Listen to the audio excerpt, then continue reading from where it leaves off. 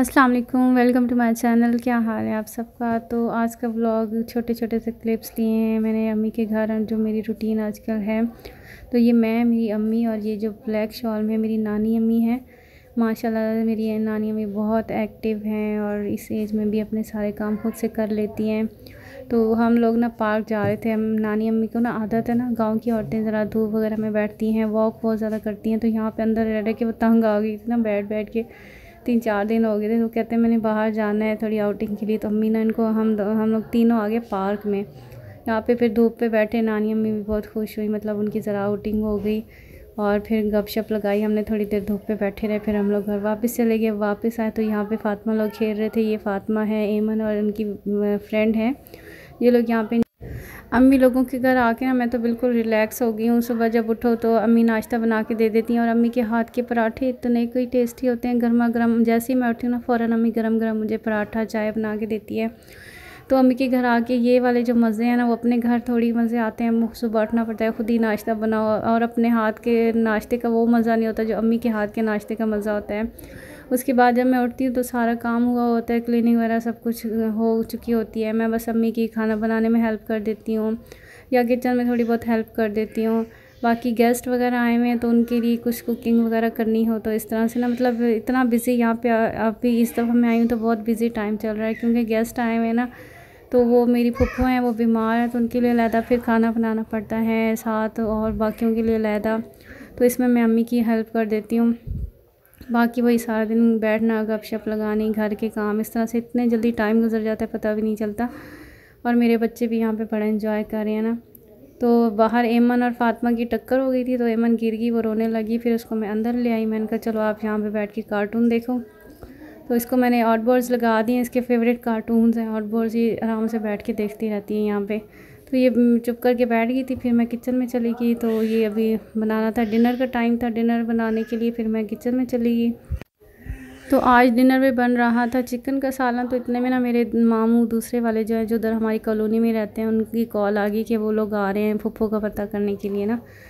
तो बस फिर वो उनके लिए फिर सालन रेडी करना था। पहले एक सालन हमने बीफ रेडी कर लिया था, अब दूसरा फिर चिकन दोबारा से रेडी कर लिए थे। तो अभी जो घर में लोग थे उनके लिए तो खाना बन चुका था, तो बस उनके लिए रोटियां बना रही थी मेरी बहन, और मैं फिर जो मेहमान आ रहे थे उनके लिए चिकन का सालन बना रही थी। बस हमने उनके लिए चिकन का सालन बनाया था, साथ में हमने मीठी सेवइयाँ बना ली थी, उनके बच्चों को बहुत पसंद है। तो ये बस यहाँ पे मैंने चिकन को पहले उसको प्याज को फ्राई किया गोल्डन, उसके बाद उसको निकाल के टमाटर और प्याज को पीस लिया। फिर उसी ऑयल में लहसुन को फ्राई किया और उसमें चिकन डाल दिया और उसको अच्छे से गोल्डन फ्राई किया। फिर आलू डाल दिए और फिर उसमें अब मसाले डाल रही हूँ। साथ ही वो मिक्सचर जो प्याज और टमाटर का था वो भी डाल दिया था, सारे मसाले डाल के, और इनको अच्छे से भून लेना। ये जो पानी उसका पीसने वाला जो था उसको ड्राई कर लेना है, और उसको ऑयल में अच्छे से मसाले को फ्राई करके उसके बाद इसमें जितना पानी लगाना हो, ये देखिए वो सारा जो मिक्सचर मैंने डाला था ड्राई हो गया। अब इस ऑयल ऊपर आ गया था, इसको मैं अच्छे से भून लिया है और अब इसमें हस्बे ज़रूरत पानी डाल दिया मैंने। और जब पानी ड्राई हो जाएगा तो बस ये खाना। अच्छा, ये मैंने थोड़ी थिक ग्रेवी वाला सालन बनाया था ताकि अच्छे से सब पे पूरा भी हो जाए और सब पेट भर के मतलब खा भी लेना, क्योंकि ज़्यादा अगर टमाटर डालो ना या प्याज डालो तो वो मीठा मीठा सालन बन जाता है। तो पूरा पूरा मैंने सालन बना लिया था और थोड़ी थिक ग्रेवी रखी थी। और यहाँ पे ये देखें, यहाँ हल्की आंच पे रखा हुआ था, ये हल्की आंच पे पक रहा था। साथ में अब इसमें थोड़ा सा लास्ट में धनिया डाल दूँगी ताकि धनिया का अच्छा सा फ्लेवर भी इसके अंदर आ जाए। तो जितनी देर में एक साइड पे रोटियां पकेंगी उतनी देर में ये हल्की आंच पे खड़ा रहेगा, तो ये बहुत मज़ेदार किस्म का चिकन भी गल जाएगा, आलू भी गल जाएंगी और ग्रेवी भी बहुत अच्छे से पक के रेडी हो जाएगी। साथ में यहाँ पे अम्मी बनाती हैं मीठी सेवइयाँ, रंग बिरंगी जो सेवइयाँ होती हैं ना, तो वो अम्मी थोड़ी डिफरेंट तरीके से बनाती हैं, तो वो मैं आपके साथ शेयर करती हूँ। अम्मी ने 2 कप पानी ले लिया, उसमें चीनी डाल दी तकरीबन आधा कप, और उसमें ये जो होते हैं नट्स, कोई भी आपको पसंद है। अम्मी तो किशमिश और नारियल डाल रही थी, आप जो मर्ज़ी डालना चाहें वो डाल के। और साथ सेवइयाँ हैं, ये रंग बिरंगी सेवइयाँ होती हैं, बहुत जल्दी गल जाती हैं, तो ये अम्मी साथ ही सारा कुछ ऐड कर देती हैं। तो ये अम्मी ने एक साथ ट्रे में निकाली थी चीज़ें। जब पानी में बॉयल आना स्टार्ट हुआ तो उसके बाद फिर अम्मी ने ये सब कुछ इसके अंदर ऐड कर दिया और इनको बस सिंपल ये जो पानी है इसको ड्राई कर लेते हैं। जब पानी ड्राई हो जाएगा तो ये सेवइयाँ भी गल जाएंगी। बिल्कुल पानी अच्छे से ड्राई करके उसके बाद इसको ना दम पे लगा देना है, तो ये सेवइयाँ गल भी जाएंगी और ये थोड़ी सॉफ्ट सी बनती हैं। मतलब बच्चों को बहुत पसंद आती हैं इस तरह की ना सेवइयाँ, थोड़ी सॉफ्ट सी बने। तो ये देखें पानी ड्राई हो चुका है, बस सिंपल इसको दम पे लगा देना है। तो इतनी इनका अच्छा टेस्ट था, इतनी मज़े की बनी थी। तो बस अच्छे से दम आ जाएगा। देखें बिल्कुल हल्की आंच पे रख दिया था और ये सेवइयाँ हो गई हैं रेडी। तो इस तरह से ना थोड़ी सी ना वो हो गई हैं, मतलब चिपकी चिपकी सी बनती हैं, लेकिन इनका टेस्ट बहुत मज़े का होता है।